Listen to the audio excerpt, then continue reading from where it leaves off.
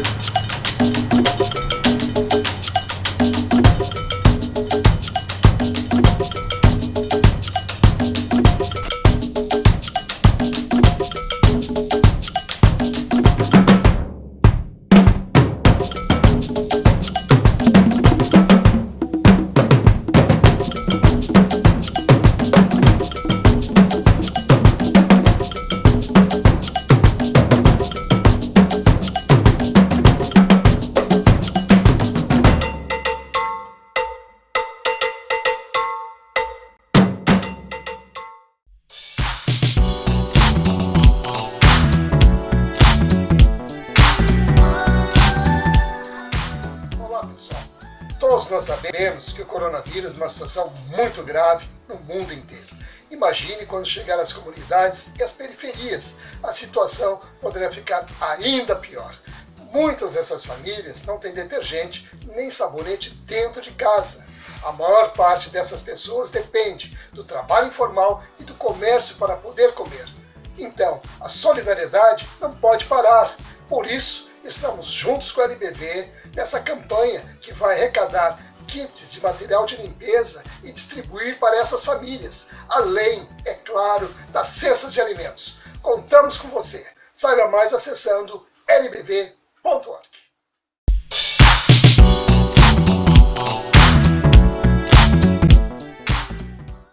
O que a gente mais faz hoje em dia é clicar. Pena que o destino da maioria desses cliques é esse, o desperdício.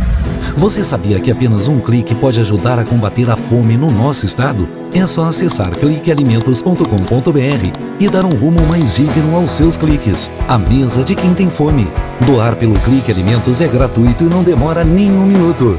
Faça a sua parte. Clique para quem precisa. www.cliquealimentos.com.br.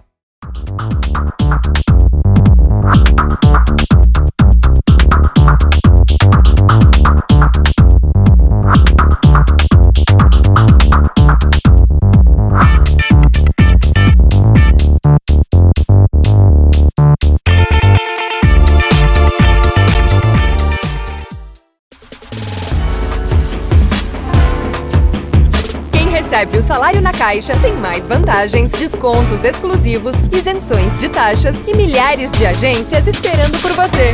Na Caixa vem que tem.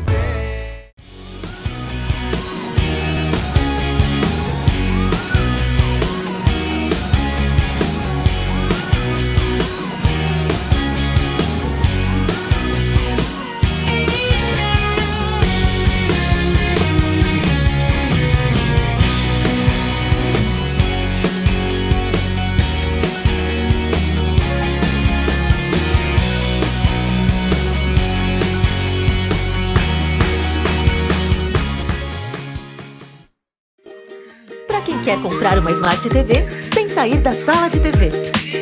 Para você que precisa comprar fraldas sem tirar o olho das crianças.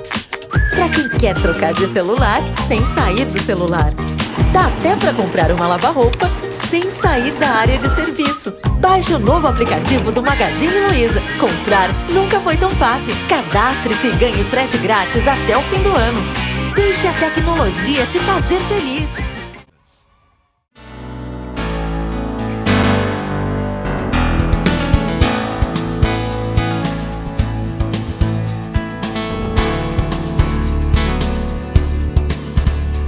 de volta.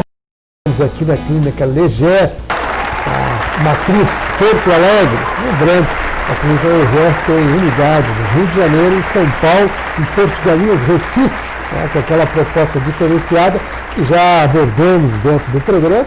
E agora o doutor Pedro Westphalen participa conosco para trazer aí algumas informações dentro da sua área de atuação na cirurgia plástica e dando conotações aí à lipoaspiração e lipoescultura. E vamos entrar nos detalhes. É um prazer poder estar aqui hoje para esclarecer alguns assuntos da cirurgia plástica. Afinal de contas, o Brasil é uma referência mundial para esse tipo de cirurgia. E agora vamos falar um pouco da lipoaspiração e da lipoescultura.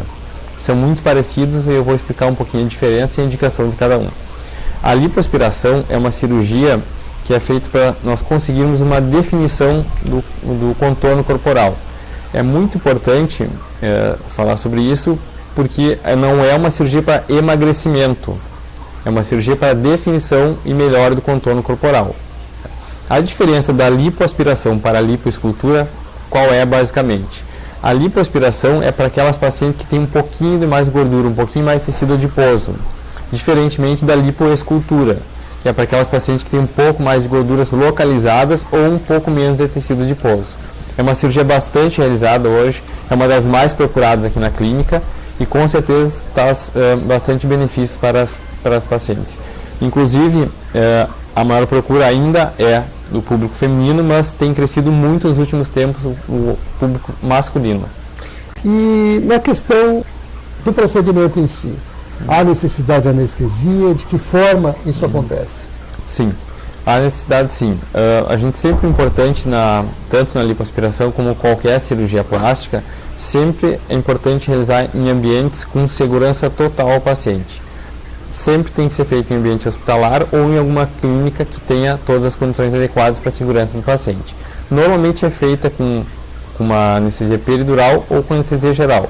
A maioria é feita com peridural mais sedação. Um ponto bastante importante de ser abordado na questão da lipoaspiração e da lipoescultura é o quanto de gordura a gente pode tirar. Tá? Nós temos o limite de segurança, que é em torno de 7% do peso corporal. Então a gente não pode passar essa porcentagem para não submeter o paciente a um risco durante a cirurgia e para a recuperação pós-anestésica. Um outro fator importante que é bastante perguntado durante as consultas e que é bastante esclarecedor é se essa gordura pode ser reaproveitada. Pode, a gente pode pegar utilizar uma porcentagem dessa gordura para fazer preenchimento de glúteo durante a mesma cirurgia, para preenchimentos faciais, para melhorar o contorno facial, tudo no mesmo procedimento. Então, uma cirurgia que pode ser associada a esses outros procedimentos juntos. Doutor Pedro, seria interessante a gente falar o tempo que demanda, no caso, a internação e, é claro, o tempo de recuperação também. Normalmente é uma cirurgia que pode ser feita em regime ambulatorial. O que é um regime ambulatorial? O paciente faz a cirurgia, permanece na sala de recuperação, depois do término, em torno de 4 a 8 horas. Quando estiver bem recuperado, pode ir para casa no mesmo dia. Normalmente não necessita internação, exceto alguns casos que se optam em deixar um dia. A maioria é feita em regime ambulatorial mesmo. A necessidade da pessoa parar as suas atividades normais, usuais, no dia a dia, ou ele tem que entrar em repouso e qual o tempo de repouso? Certo. Normalmente a lipoaspiração e a lipoescultura, a gente orienta os primeiros 4 a 7 dias um repouso devido ao procedimento cirúrgico. Mas não é uma cirurgia que demanda muito tempo de repouso. A paciente pode voltar às suas atividades em um período curto de tempo. Não tem como falar em dias porque depende de cada paciente, mas normalmente após a primeira semana a maioria dos pacientes já consegue voltar às suas atividades, se não forem atividades que demandem muita atividade física. E a percepção do procedimento em si, depois de feita a cirurgia, em quanto tempo a paciente passa a perceber os seus resultados, no caso? Certo. Questão da cirurgia, normalmente o primeiro, como qualquer procedimento cirúrgico, ocorre um pouco de inchaço no pós-operatório. Por isso que é muito importante algumas medidas pós-operatórias que são fundamentais, inclusive, para o resultado da cirurgia. Quais são elas? O uso de malha modeladora, que a gente orienta a usar de 30 a 45 dias, mais ou menos, pelo menos. A gente orienta a fazer drenagem linfática, que ajuda muito no modelamento corporal e ajuda muito na questão da redução do inchaço. O resultado da cirurgia, já no primeiro mês já se começa a perceber, em torno do terceiro mês já tem uma boa parte do resultado final, e o resultado final mesmo se obtém em torno dos 6 meses. 6 meses. 6 meses. Muito bem, estamos aqui conversando, Dr. Pedro Westphalen, da Clínica Leger, médico aqui, participando conosco, e agora vamos abordar uma dos procedimentos e técnicas que é muito recorrido pelas mulheres, que é a mamoplastia de aumento. Vamos falar sobre isso, Dr. Pedro. Certo. Juntamente com a lipoaspiração, a mamoplastia de aumento, que nada mais é do que a introdução de uma prótese de silicone, é uma cirurgia bastante realizada, bastante procurada hoje em dia. É uma cirurgia que é bastante segura, é uma cirurgia que leva um tempo cirúrgico reduzido, é um procedimento cirúrgico que pode ser feito em regime ambulatorial também, o paciente pode fazer e ir embora no mesmo dia. As próteses de silicone hoje em dia estão bastante evoluídas, então é uma cirurgia que nos dá bastante segurança também. E a questão alguns mitos da prótese também acho que têm que ser abordados durante a consulta. Entre eles, quais são? Muitas pacientes perguntam se tem que trocar a prótese agora em 10 anos, que nem eram as próteses mais antigas. Hoje em dia, não é a questão da necessidade de troca em 10 anos. Hoje em dia se fala muito na garantia da prótese, que varia de fabricante para fabricante, mas é em torno de 10 anos a garantia. O que é essa garantia da prótese? Se nesse período de 10 anos o paciente tiver algum problema com a prótese do tipo ruptura ou alguma contratura da mama, e for detectado que foi pela prótese o problema, o fornecedor acaba fornecendo uma nova prótese para o paciente sem custo. Além disso, a prótese de mama, a gente tem alguns formatos, isso é muito abordado durante a consulta pré-operatória, a gente mostra os formatos, por quê? Tem formatos mais utilizados, são principalmente o redondo e o anatômico, então isso aí vai ser decidido em conjunto com o paciente para ver qual se adequa melhor ao formato do corpo e qual o formato de mama que a paciente quer com a cirurgia. Muito bem, e outra questão que é muito recorrente também é a cicatrização, né? E o que isso realmente representa para a pessoa que submete a uma operação dessas, no caso, né, em termos de resultado. Certo, isso é um ponto muito importante ser abordado. Afinal de contas, muitos pacientes perguntam se fica cicatriz. Com certeza fica, porque qualquer procedimento cirúrgico que for realizado no corpo vai ficar cicatriz, algumas maiores, outras menores. Porém, a paciente troca uma mama, um aumento, para ter um volume maior de mama, por uma cicatriz. Normalmente, a mamoplastia de aumento, a maioria dos casos, a cicatriz não é muito grande. Ela pode ser feita pela abordagem pela areola, ou por baixo do sulco da mama, ou pela região axilar. São as mais utilizadas. São as mais utilizadas. E com relação à questão da recuperação, quanto tempo demanda, doutor Pedro? Certo, isso aí também é importante esclarecer, porque na verdade a mamoplastia ela pode ser feita de duas formas, ou a mamoplastia de aumento, ou colocado a prótese acima do músculo ou abaixo do músculo. Quando a mamoplastia é feita de forma acima do músculo, a recuperação é mais rápida, porque se mexe em menos estruturas. Quando é colocada abaixo do músculo, a recuperação é um pouco mais lenta, o pós-operatório é um pouquinho mais dolorido do que acima. Outro fator importante ser comentado é que muitas pacientes ficam com receio de fazer cirurgia quando são mais jovens, pelo fato de que elas vão ser mães e têm medo em questão da amamentação. A mamoplastia de aumento, que é só a inclusão de prótese, ela não interfere na amamentação. Por quê? Porque a prótese é colocada sempre abaixo das glândulas mamárias, então seja abaixo do músculo ou acima do músculo. Então, no caso de mamoplastia de aumento, não é mexida em glândulas mamárias, então, consequentemente, o paciente vai poder amamentar normalmente seu filho futuramente.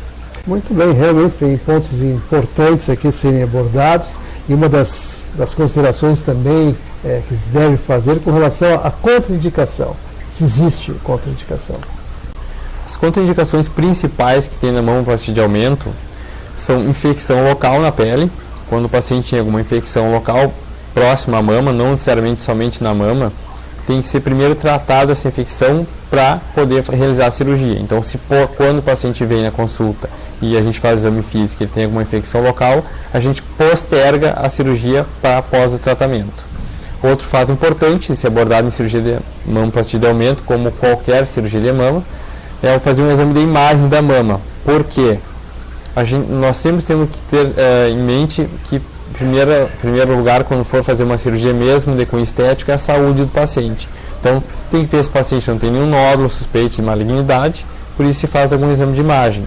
Se houver algum nódulo suspeito, primeiro se encaminha para o mastologista, ele faz a avaliação do nódulo, se tiver tudo ok, aí sim a gente realiza a cirurgia.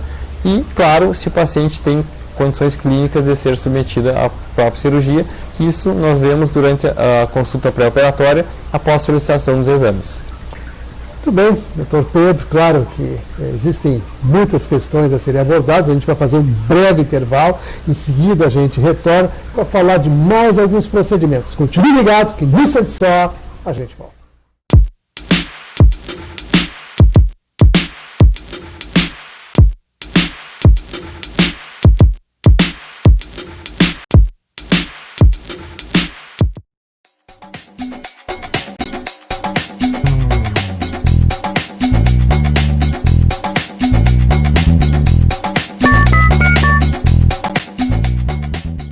Para os clássicos, para os inovadores, para toda a família, para um só. Para os que se esforçam, para quem se refresca, para os que amam praia, para os que amam serra, para os que vão e os que voltam, para quem curte academia, para quem quer opção, para quem quer sair do comum, para os solteiros, para os casais, para os filhos, para os que pensam no futuro dos filhos, para quem bebe da fruta, para quem bebe da nuvem, para os brasileiros de todo lugar, para todos. Coca-Cola Brasil. Quem tem mais de 65 anos não pode. Quem tem menos de 18 anos não pode. Mulheres grávidas não podem. Diabéticos não podem. Quem já teve hepatite não pode. Quem tem tatuagem recente não pode. E você, qual o seu motivo para continuar de braços cruzados e não ir doar sangue? Seja um doador. Uma campanha do Banco de Sangue do HPS.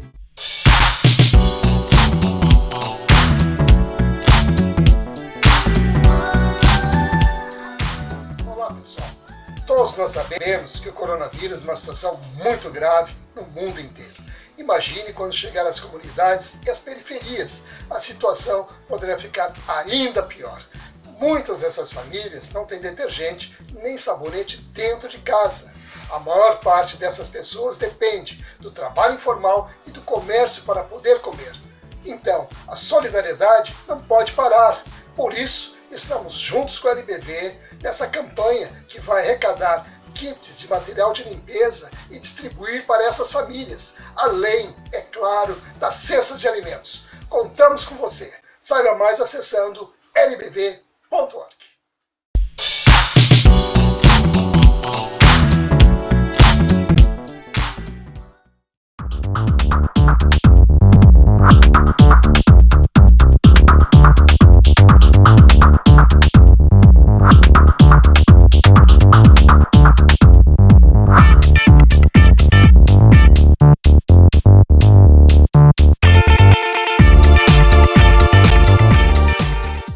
O que a gente mais faz hoje em dia é clicar.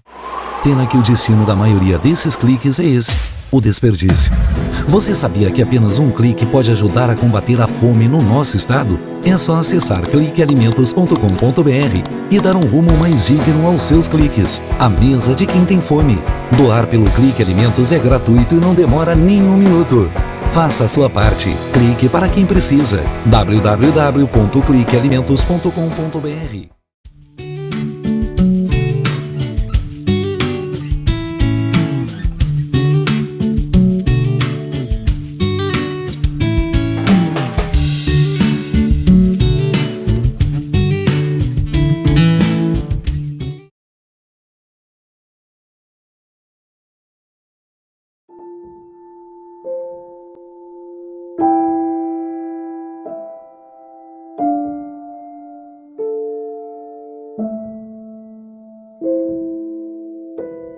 Não ignore os avisos. 10 entre 10 suicidas avisam que vão se matar. Seja por depressão, desemprego, desamor ou desespero, alguém próximo de você pode estar planejando o suicídio. Ofereça ajuda, peça ajuda. Sua atitude pode salvar uma vida. recebe o salário na Caixa tem mais vantagens, descontos exclusivos, isenções de taxas e milhares de agências esperando por você. Na Caixa vem que tem.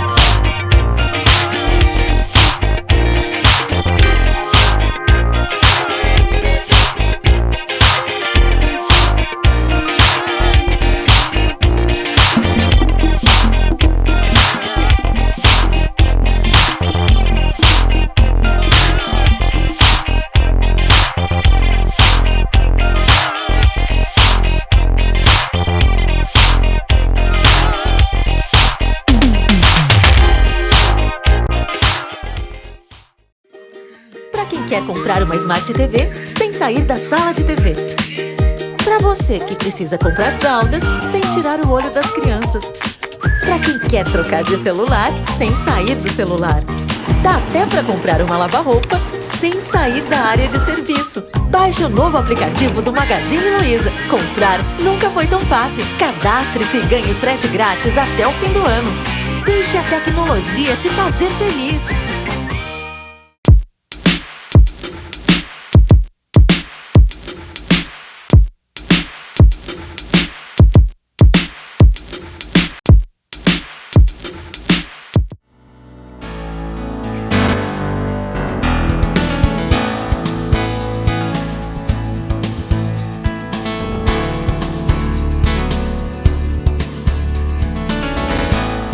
De volta, continuamos aqui com o Dr. Pedro Westphalen, médico da Clínica Leger, e agora vamos falar de mais um procedimento dentro da cirurgia plástica, muito procurado também, que é a mastopexia, e vamos, evidentemente, entrar dentro dos detalhes técnicos e os aconselhamentos médicos nesse sentido. Então, doutor Pedro, vamos falar do objetivo da mastopexia. Certo. Primeiramente, a mastopexia, ela é uma cirurgia nada mais é do que o lifting da mama. O que é isso? É para aquelas pacientes que têm uma pitose mamária, para aquelas pacientes que têm uma mama caída e querem erguer a mama. Normalmente, a maioria das pacientes que optam por essa cirurgia são pacientes que já amamentaram, ou pacientes que tiveram grande perda ponderal, grande perda de peso, aquelas pacientes que realizaram a cirurgia bariátrica e, consequentemente, tiveram uma atrofia mamária e a mama acabou cedendo, acabou caindo. Então, elas nos procuram para fazer um lifting para erguer a mama.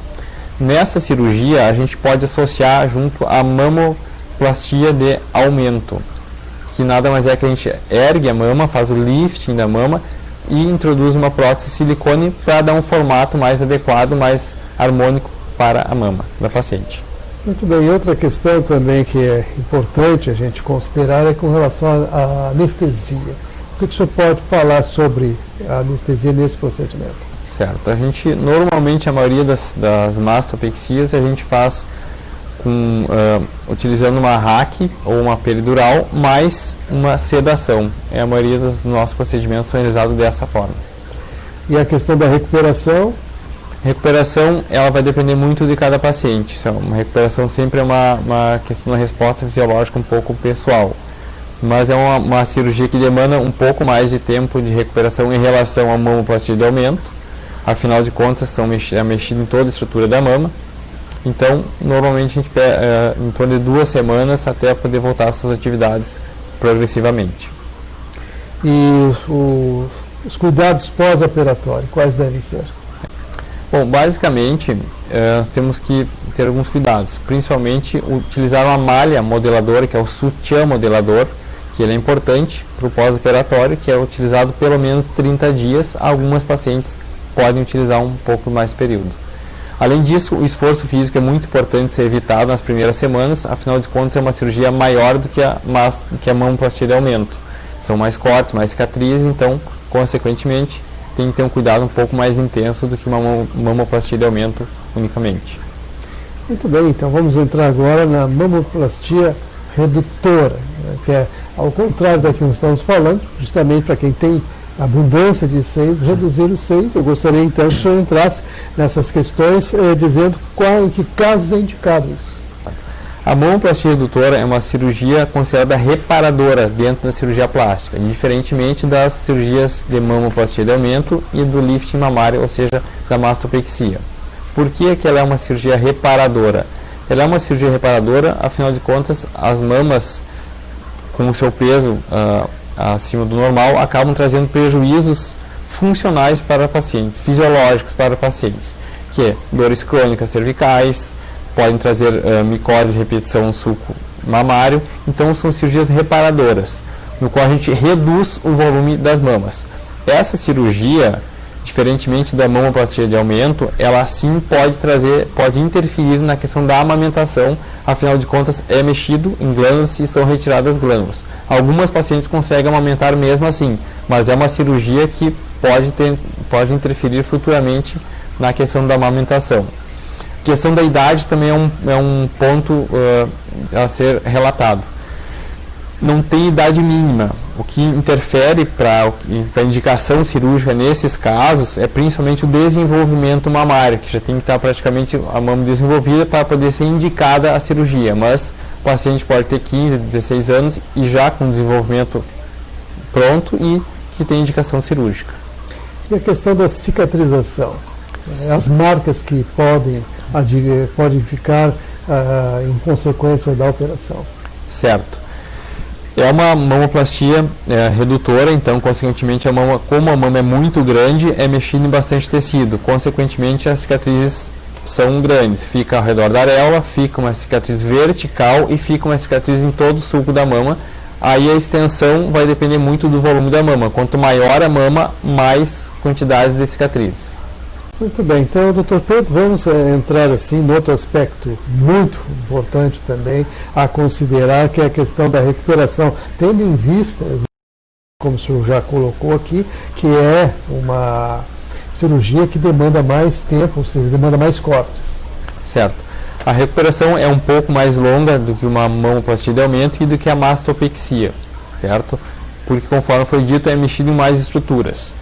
Então a gente pede 2 a 3 semanas, o paciente mais em repouso, não repouso absoluto, repouso somente parcial. Pacientes que trabalham com atividades que não exijam força, por exemplo, pacientes que trabalham em computador ou algo que não precisa fazer força, podem voltar mais precocemente às suas atividades em torno de 2 semanas. Então demanda um bom tempo. Um bom tempo. Além de toda a questão da utilização de malha modeladora, que é o sutiã modelador, como qualquer outra cirurgia de mama.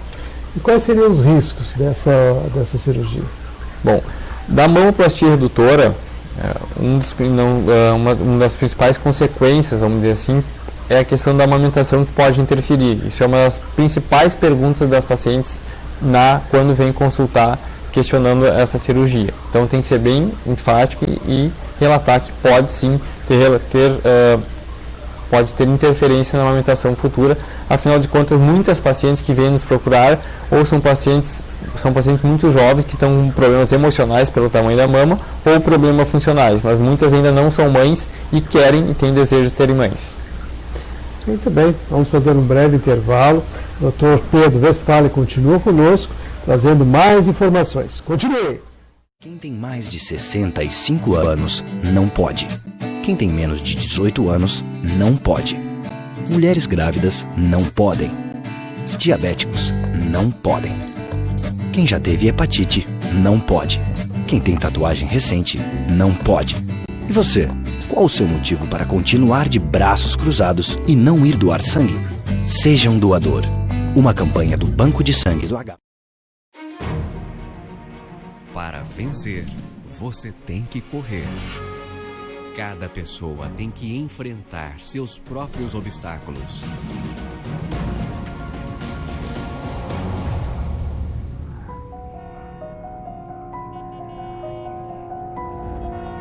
O esporte inspira a vitória e a educação ensina a vencer.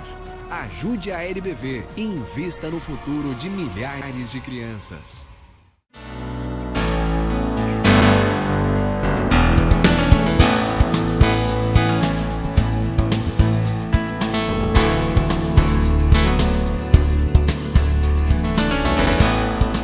Continuamos aqui na Clínica Leger, o Dr. Pedro Westphalen participando conosco, e agora vamos falar sobre um procedimento que realmente gera, né, muitas dúvidas, né, com relação à sua situação de entendimento, mas que vai ser esclarecida aqui com tranquilidade. Estou falando da bichectomia. Nós vamos saber o que é isso, Dr. Pedro. Bom, a bichectomia nada mais é do que a cirurgia da retirada das bolas de Bichat. Essas bolas de Bichat são acúmulos de gordura nas bochechas. Então, tem pessoas que acabam tendo essas gorduras mais pronunciadas e acabam tendo um formato do rosto um pouco mais redondo. Essas pessoas normalmente chegam na consulta queixando-se que já fizeram dieta, que emagreceram, que estão com o corpo magro, ou fizeram uma lipoescultura ou uma lipoaspiração, estão com o corpo magro, porém o rosto está com um formato arredondado que dá um aspecto de gorda. Nessas pacientes, a gente indica bichectomia, após o exame físico, que é uma cirurgia que acaba dando um afinamento, deixando o rosto mais fino, dando um aspecto mais magro para a paciente. Muito bem. Como ela é realizada, Dr. Pedro? Ela pode ser realizada com anestesia local ou com anestesia local mais sedação. Sempre em ambiente cirúrgico, sempre em ambiente que tenha bastante segurança para o paciente. É uma cirurgia que não demora, não tem muito tempo, não demora muito, é em torno de 40 minutos, 40 a 60 minutos. É uma cirurgia realizada em ambiente, em regime ambulatorial, o paciente pode fazer e ir embora no mesmo dia. Como qualquer cirurgia, para o resultado tem alguns cuidados específicos pós-operatórios. Como é na região da boca, a gente tem que ter alguns cuidados a mais, como usar um antisséptico bucal, usar antibiótico e anti-inflamatório no pós-operatório.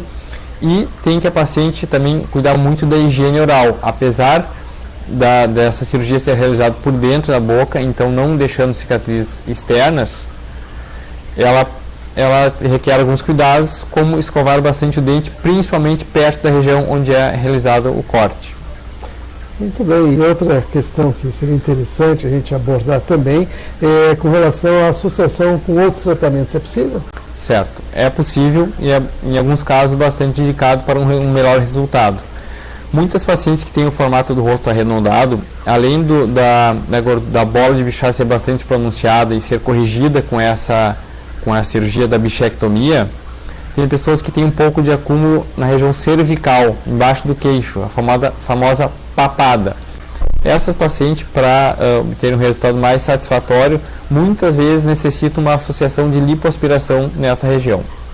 Então, Dr. Pedro Westphalen, gostaríamos agora de abordar um outro aspecto muito importante com relação a procedimentos, que existe uma procura muito grande, inclusive a gente vai conotar bem isso, que é a questão da rinoplastia e, evidentemente, para que ela serve, Dr. Pedro?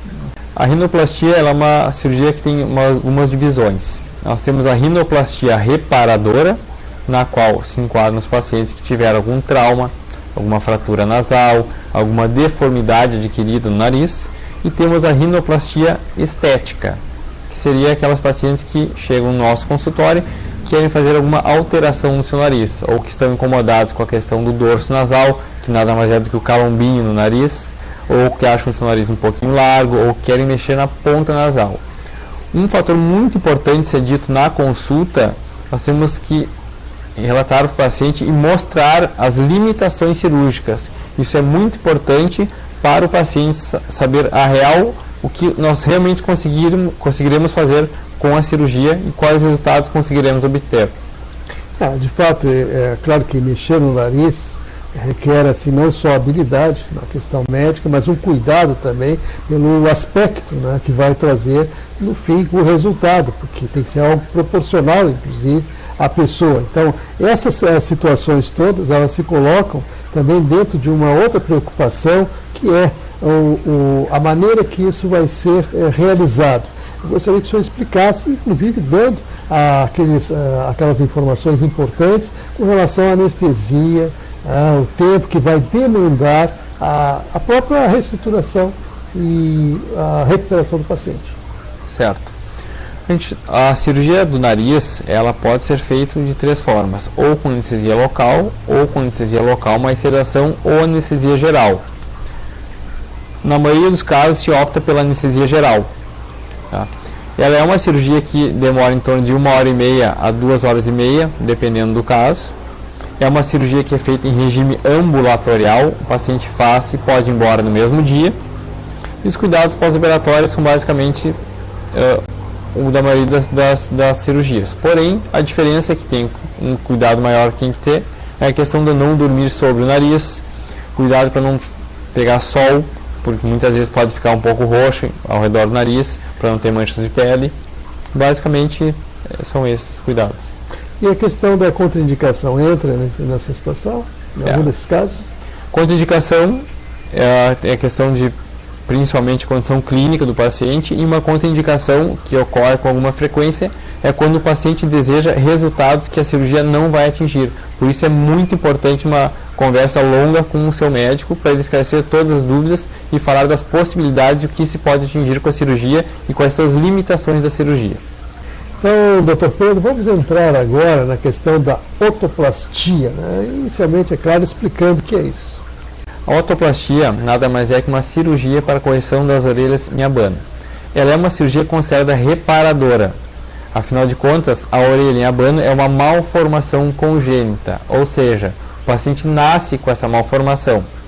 Ela é uma cirurgia que pode ser feita já na infância, inclusive na idade quando o paciente vai entrar na escola, porque alguns pacientes acabam sofrendo algumas alterações emocionais durante a escola pelo fato dessa malformação. Ela é uma cirurgia que é feita em regime ambulatorial, ou seja, o paciente faz a cirurgia e pode ir embora no mesmo dia. Ela tem alguns cuidados específicos, do tipo, o paciente não pode dormir no pós-operatório sobre as orelhas nas primeiras semanas. Além disso, nós indicamos o uso de faixas durante 15 a 30 dias, dependendo do caso. Muito bem, realmente, informações muito pertinentes aqui na Clínica Leger, você acompanhando aí com exclusividade, e vamos agradecer aqui a participação do Dr. Pedro Westphalen.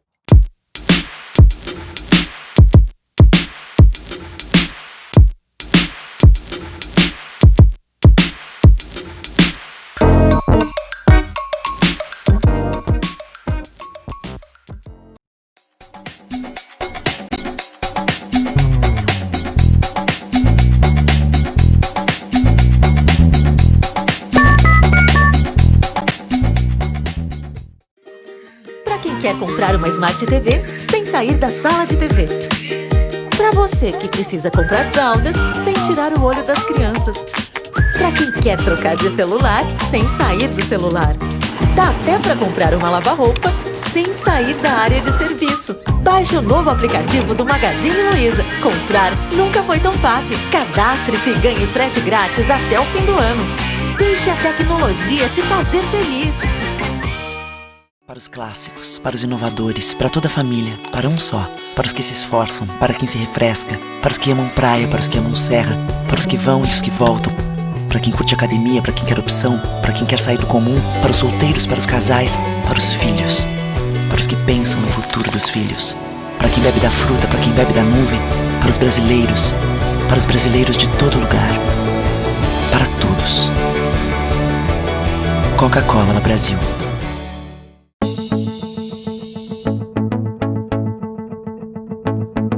O Instituto do Câncer Infantil tem trabalhado muito para assegurar e melhorar a saúde da criança e do adolescente com câncer por meio de parcerias, assistência, pesquisa e mobilização social. Uma realidade que tem a parceria do Hospital de Clínicas de Porto Alegre na conquista de maiores índices de cura. Muita gente já vestiu essa camiseta e corre pela vida.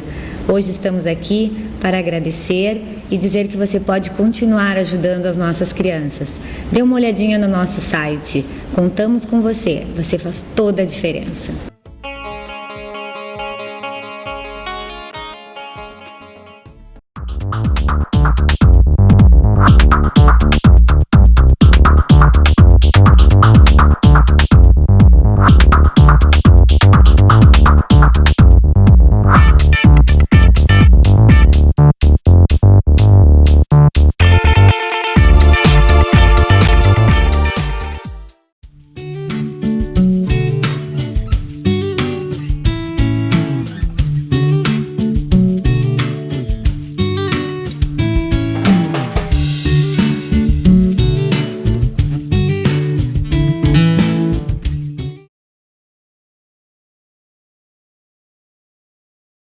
O que a gente mais faz hoje em dia é clicar.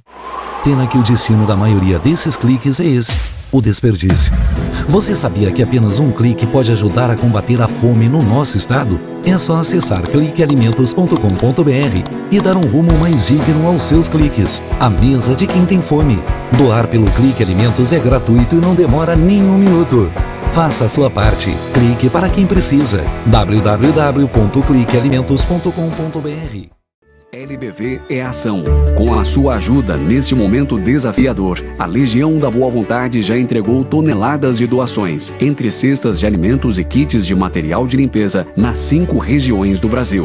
A necessidade ainda é grande, mas o coração solidário é muito maior. Acesse nossa prestação de contas e doe agora. lbv.org. Ajude a LBV a chegar a quem mais precisa.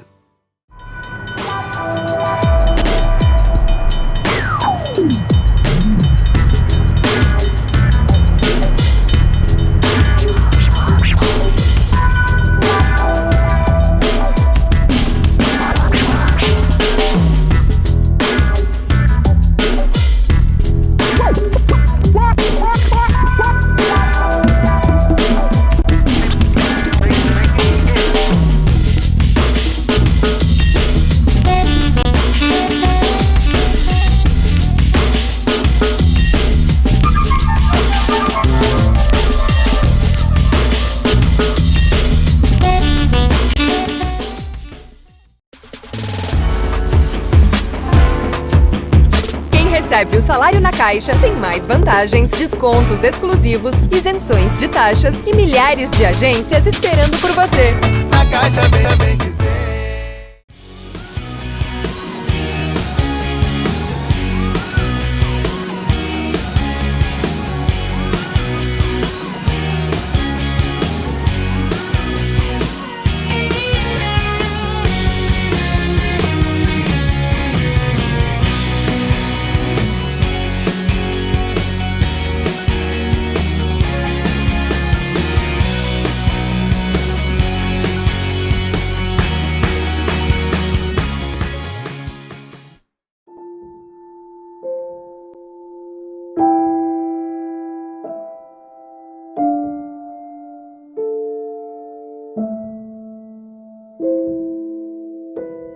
Não ignore os avisos. 10 entre 10 suicidas avisam que vão se matar. Seja por depressão, desemprego, desamor ou desespero, alguém próximo de você pode estar planejando suicídio. Ofereça ajuda, peça ajuda. Sua atitude pode salvar uma vida.